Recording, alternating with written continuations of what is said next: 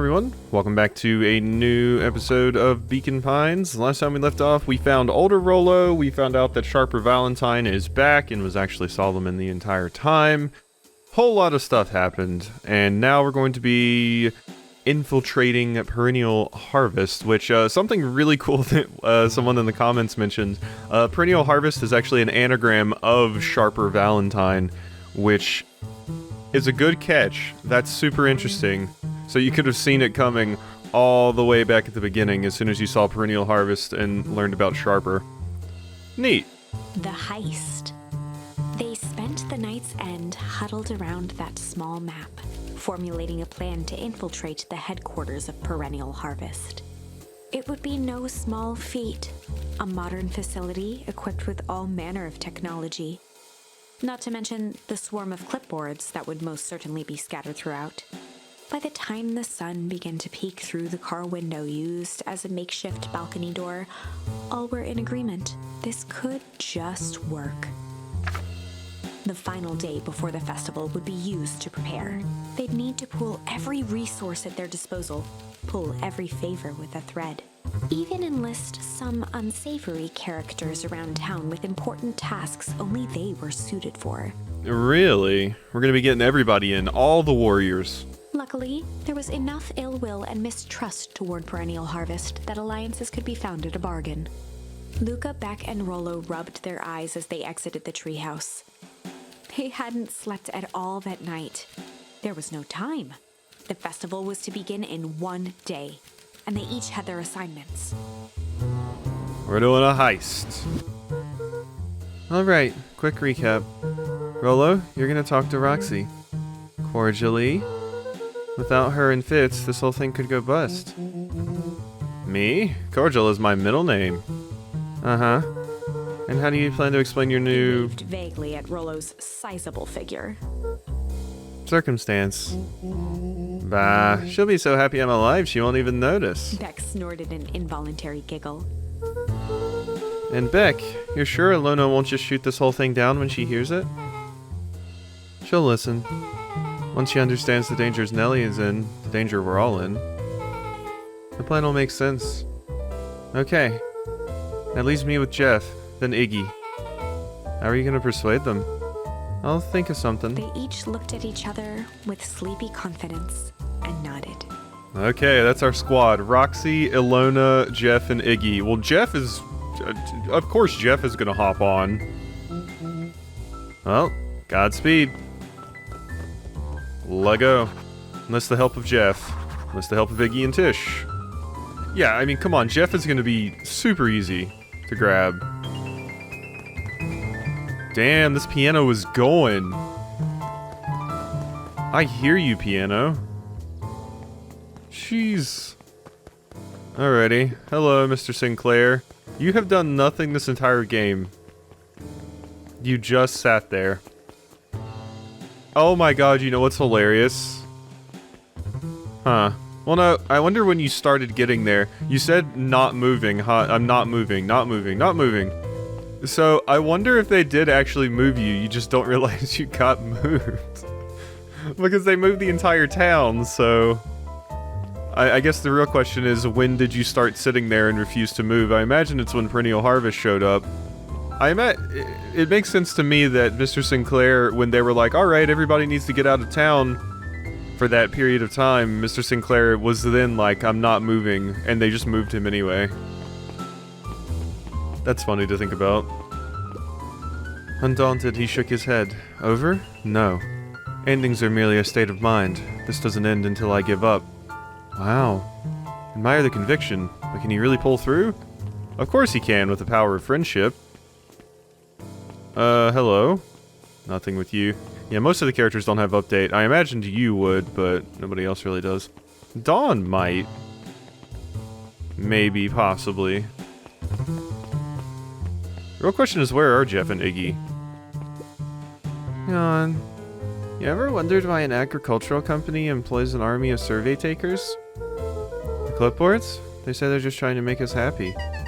Do they want to make us happy, or just figure out what makes us happy? Yeah. An important distinction. Yeah. Exactly. Or what we fear, as we've already learned. There's Jeff. Hey, Jeff. What can I do you for? Well, I know how much you hate Perennial Harvest. Hate's a strong word. Oh, sorry, I mean, I didn't say it was the wrong word. I love Jeff. Gotcha. So, we're gonna break into their headquarters, and I thought you might be able to help? Jeff wheezed out a long snicker. You see, I knew you kids were alright. Great, so you'll help? The joy in Jeff's face drained instantly. Not a chance. But, give me one good reason I should risk my hide aiding and abetting you rascals. Looking into the sullen eyes of his would-be accomplice, Luka blurted out the first word that came to mind. Hide, junk, shit, fight, crooked. I mean, crooked is probably what you want, right? That they're crooked, or fight. Or just I yell that they're shit. Probably fight. I don't know, crooked's the new one. Let's go with crooked. Crooked. Ah, they're all crooks. Like cockroaches. Stamp one out and another comes scurrying along to take his place. That doesn't mean we gotta stop the fight, Jeff. Alright. Luka wasn't ready. He shouted out again. Okay, so crooked was not it. Shit. Shit. Yeah, it's all shit. I still ain't helping. Ain't that some shit? I really thought it'd be easier to get you. Junk? Junk! Yeah, what of it? Sonny, I got more junk than a king has copper. Ain't interested.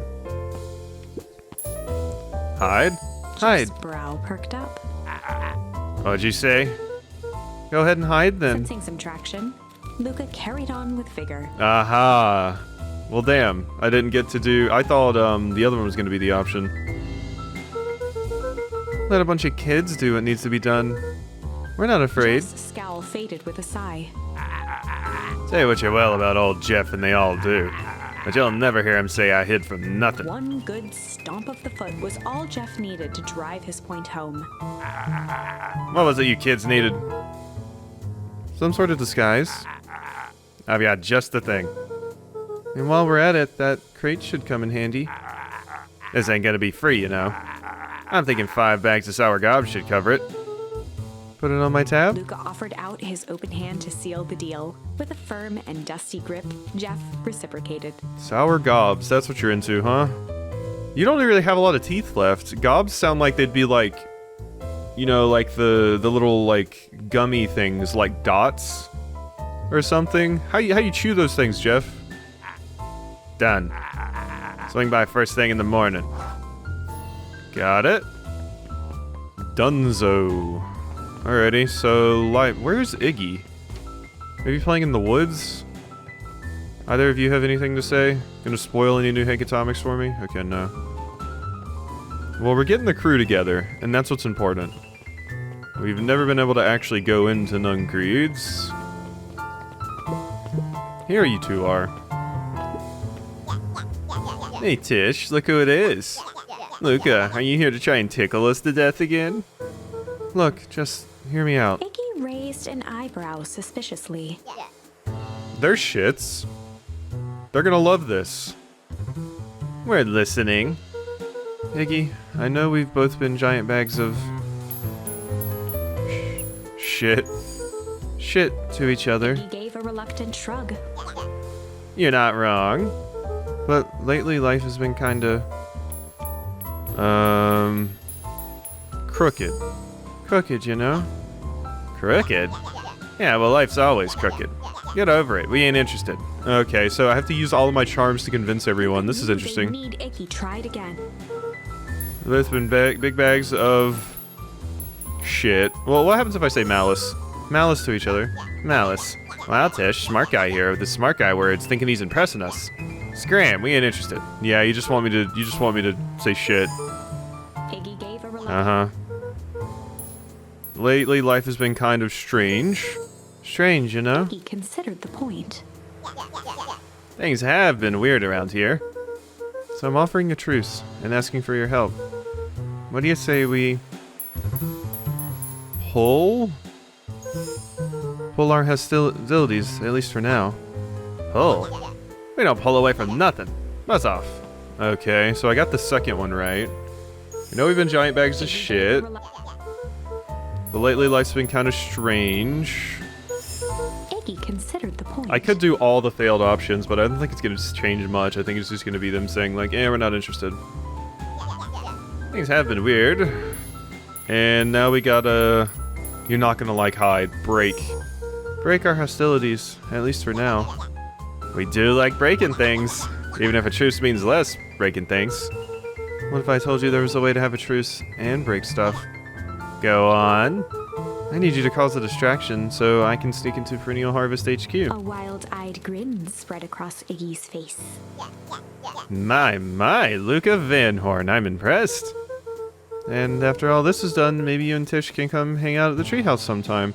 Oh, this is adorable to see, considering we know the Iggy dies path, where Iggy's like, I was always jealous of the treehouse and all of that. Iggy glanced over to Tish, who nodded in agreement. Fine. But not because we want to see your crappy treehouse. We just like to cause chaos. With a quick nod, Luka was off. Done. Did you hear that, Iggy Tish? gazed up at Tish with a smile. He invited us to hang out at the A treehouse. single tear ran down Tish's cheek. I never expected this day to come. How wonderful. So Chapter weird. 7. Tish just spoke. Something besides yup. I was waiting for it to happen maybe one day. Oh my god. That was nuts. That was hilarious. To the hive. A good heist requires preparation. And thorough preparation takes time. Something they had precious little of. So far, everything was in order. Jeff, Iggy, and Tish all agreed to do their part. Beck radioed Luka that night with a simple and covert message. We're locked and loaded on my end. And Rollo, after a lengthy confession, managed to persuade Roxy and Fitz to help. Oh, it wasn't just Roxy. It was Roxy and Fitz. He stowed away in mission control for the night to avoid attracting attention. Rollo, being uniquely suited for the role, would be the first to breach Perennial Harvest. The outfit provided by Jeff wasn't perfect, but a convincing disguise is 10% wardrobe, 90% confidence. And Rollo definitely has a lot of confidence. I would be horrible in this Rollo role. took a few vigorous breaths and shook out his arms. Just stay calm, Rollo. You can do this.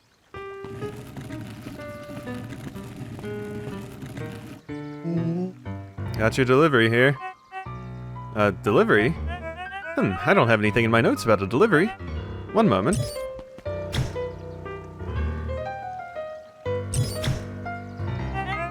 I'm so sorry, but there's no delivery scheduled for this morning. He Right. had to think quick. That's because this goes directly to the founder. He asked that it be kept secret. Rollo sighed, adjusting his tool belt. You know how the founder can be. I suppose we can leave this one off the record. See, I was about to say, that's always what you do in this situation. You're talking to the underling, and they're like, oh, well, we don't have anything just like delivered today, and it's be like, well, do you want to be the one that I have to tell the founder is the one that wouldn't let me in? You know? And then they get scared, and they're like, okay, well, fine, go in. You just pressure them by making them think they're gonna get in trouble. Our harvest awaits and such. With a stroke of his mustache, Rollo proceeded into the Perennial Harvest headquarters. I'm sorry, there ain't no way they're gonna... Well, you have it turned, like, a weird way right now. If you turn it the other way, it might fit through the door. Not that way, though. Our harvest awaits.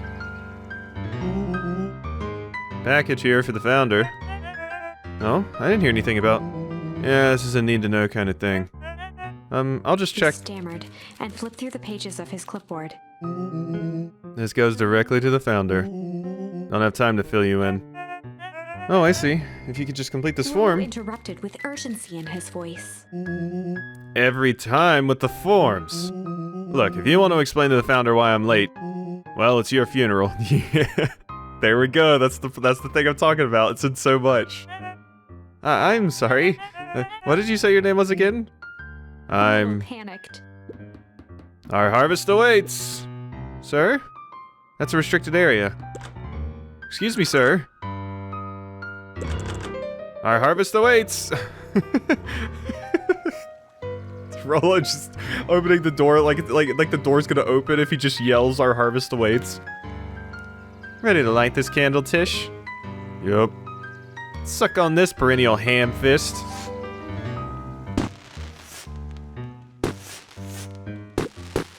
What was that? Distraction was enough for Rollo to regain his confidence. How does this clipboard get away from that desk? There's not like one of the things that like, you know, pull up that's at like a bar. Do you climb over the table every time? Just open the damn door. Got a job to do. The clipboard fumbled around in a frenzy. I should check on that noise. Oh, come on. Just buzz me in already. Okay, okay. Yeah, how did you get over that? You had to climb over it. That's weird. Yeah. Like I said, I didn't see one of the little things that they have on bars and stuff where you like pull up a section of the counter. That was close. There we go. We're in. Our harvest awaits. Hey, I figure. When in doubt, stick with the classics.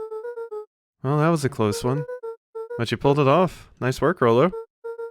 Alright, everyone knows what to do? This is what happens when you have incompetent underlings.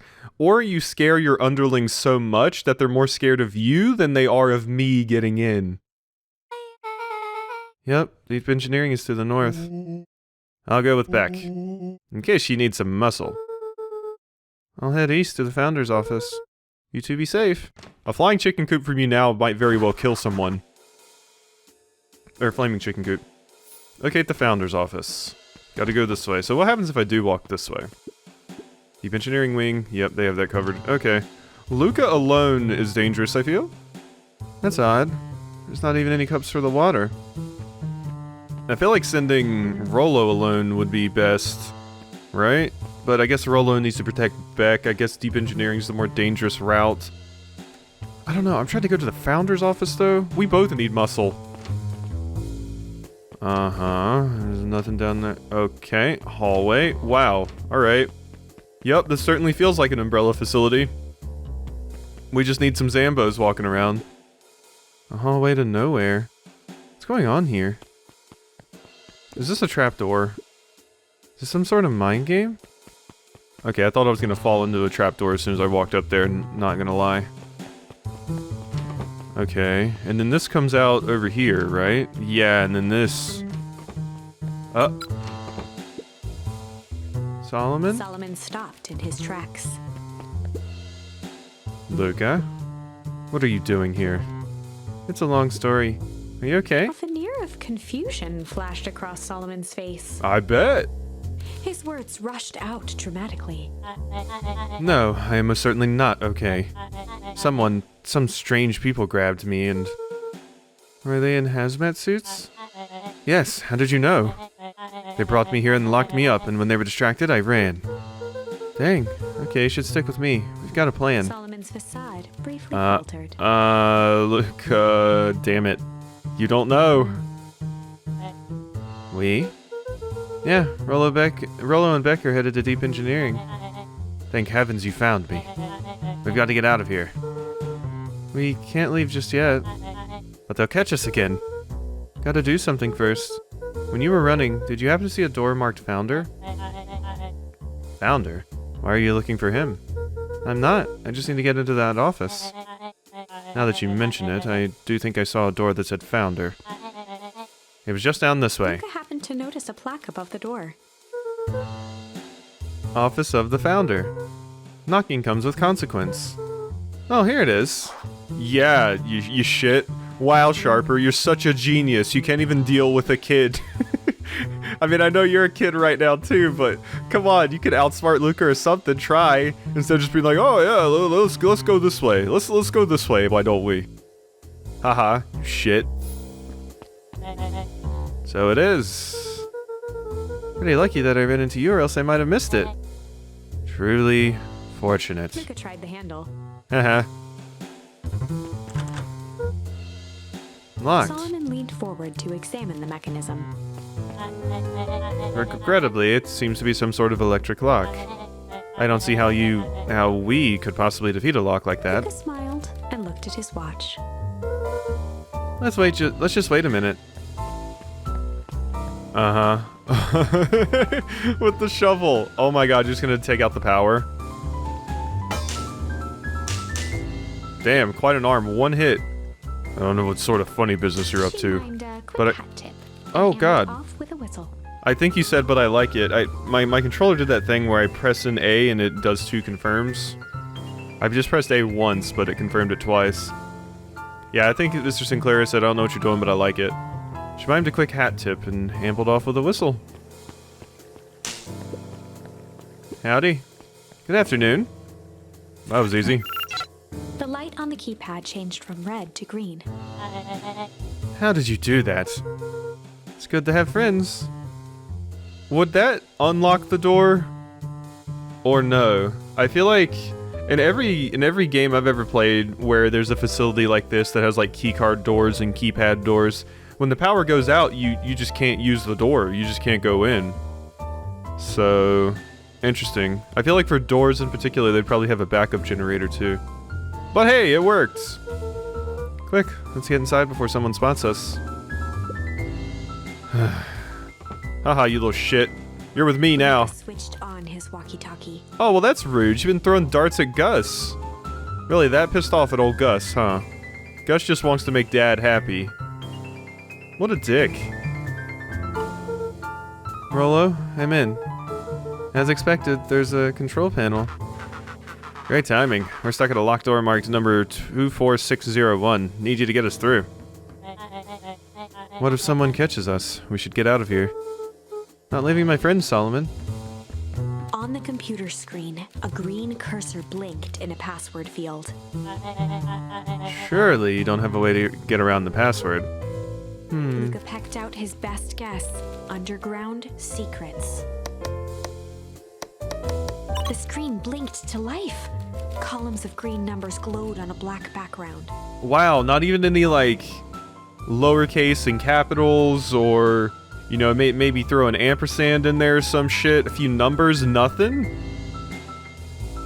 Come on. I guess it is a long password. It's not quite a passphrase, though. I'm really partial to passphrases. How did you just guess that? Oh, it's this absurd password Rollo heard when he was down here before. It's funny how someone arrogant enough to call themselves the founder uses such a basic password.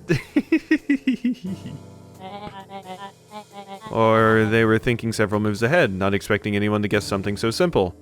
No, or you're just stupid. These villain types always end up outsmarting themselves. Solomon's jaw clenched into a half smile. This is so funny. Luka just unknowingly talking massive shit to Sharper Valentine. Your powers of deduction are as impressive as your luck. Quickly scanned the columns for number 24601. How long are you gonna let this go on, Solomon, before you try to stop me? Rollo, I think this should do it. Is Luka really not questioning the fact that I guess Luka didn't see Solomon come out of this door. I think Luka walked in right as Solomon was coming out the door and just kind of fiddling with the keypad.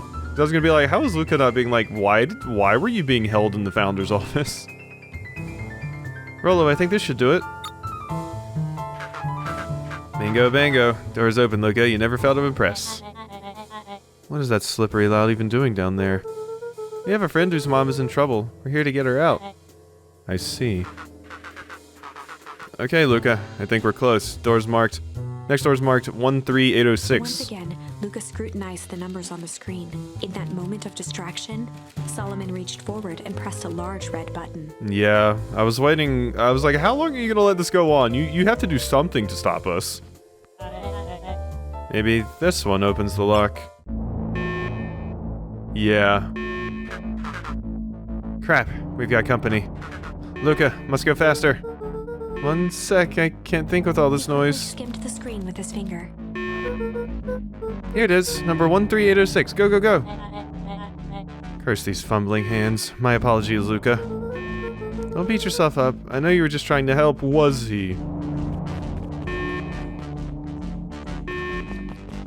Clipboards. What do they do when they catch you? I'm pretty sure Rollo could overpower him. Aw, man. No water cups. Rollo. At least tip the water machine over. Try and slow him down a bit. Rollo, are you okay? Rollo, come in. Mr. Kerr approached with a sneer and spoke into his walkie-talkie. You can turn off the alarms. They're With trapped. self-satisfaction, he called into the hallway. That, my dears, is a dead end. Nowhere to run. Rollo, where are you? Are you okay? Yeah, I think we lost him. Making our way back to Nellie's office. Oh, what? Oh, is that how you lost them? Okay, you two rabble-rousers are coming with us. No. Yeah, I was about to say, make a break for it. What? Did that little shit just kick me? It's like what Roxy said earlier. I was like, did you really expect to capture, like... I mean, I know they're kids, but just with 3 people, one of them being Kerr? Don't just stand there after them. How did someone not stand in front of the door, you idiots? Okay, I think that worked. Roxy and Fitz have them on a wild goose chase. Okay, so they were actually chasing... You two split up, and they were actually chasing Roxy and Fitz into that room. And then Rollo and Beck went another way. And looped around them. I am having trouble following what just happened. Your underlings are incompetent. Like I said, it's good to have friends. Rollo, how long do you think Roxy can distract them? How long can Roxy keep someone pissed off they can't see straight? Let's just say we've got time. Entering Nellie's office now. Mom. Oh, honey, what did you do to your hair? I thought you'd be happy. Finally used the Young Chemist Labs kit. You sure have a knack for making me incredibly proud in the most frustrating ways. Need to get you out of here. We? Who's your adult friend? Oh, I'm not an adult. Ever heard of a growth spurt? I had more of a growth spew. No, that's not possible. Nellie leaned over to examine his teeth. Substantial banding on the enamel of the molars consistent with Tempest liquamine exposure. Is that what you call the gunk they forced me to drink? You drank it? Oh no. They told me it was only being tested on plants. Oh, Beck, sweetie, I promise I didn't know. Mom, what the hell is going on at this place? I was brought here to work on the discovery of a lifetime. A novel chemical compound was discovered under Beacon Pines in a wellspring they called the Source. They called it Tempest liquamine. It pulls energy from its surroundings in order to fundamentally alter matter's relationship to time. Yeah? It was the secret to Valentine's fertilizer. Yeah? They harvested the source, infusing small amounts of Tempest liquamine into the product. It worked wonders, drastically accelerating plant growth. Crops would be ready to harvest in a fraction of the time. But it led to complications. The foul harvest. Perennial Harvest came in to clean up the mess, to succeed where Valentine failed. But Tempest liquamine is rebellious. Rebellious? You can think of it as a manifestation of change itself. It's volatile by its very nature. They did say this is a story about change. So the more you try to force it to do a specific thing, the more it resists, yes. I can relate to that. My role was to finish the work of my predecessor, Dr. Prescott. Harnessing Tempest liquamine to reliably manipulate an organism's age, yeah. Just imagine how many people we could feed. Mr. Kerr was very insistent that we achieve a successful result before today's festival. But you didn't, right? He sighed. You know how much I love a good puzzle. I poured myself into the problem. It wasn't long until I discovered oddities in Mr. Prescott's notes, or Dr. Prescott's. Oddities? They contained obvious errors, mistakes that someone of his reputation would never make. So I fixed them, and now I get to replace my entire wardrobe. I really am truly sorry. Meh, those clothes were all hand-me-downs anyway. Sounds like Dr. Prescott figured it out, got cold feet, and intentionally sabotaged his own work. Yeah, good on you, Prescott. I had considered that possibility. I've sent a letter asking for him to clarify his thinking. Did you send it to the dumpster? Mom, Dr. Prescott is dead. Kerr had him killed. What? I overheard them talking about it on the radio. That's why we gotta get you out of here. Like, now. Wait, the vial. I finally solved the chemical equation allowing direct control of aging. Mr. Kerr picked it up just before you came. All the more reason we gotta hightail it. Luka, we've got Dr. Moodwell, heading your way now. Roger that. Be careful. Alright, everything's on track. And what is your plan for escape? We'll go everything when they get here. In the meantime, maybe we can dig up some more info. Okay, well, we're hanging out over here with Sharper, our good friend, Mr. Valentine. And yeah, so most of the things are solved now. I mean, so the source is just the Tempest Liquamine. But what causes, like, the ice? Is there just ice down there and it accelerates the time on the ice, causing it to explode forth? That's what I'm confused about. What the actual ice is that just flows out of there super, super quickly. Like I'm saying, if it's just like an ice structure that's kind of in the middle of forming, maybe it's just fast-forwarding the time on that a ridiculous amount to put the world in, or it might be the world, it might not just be Beacon Pines, into like an ice age, because they keep talking about how it's spreading.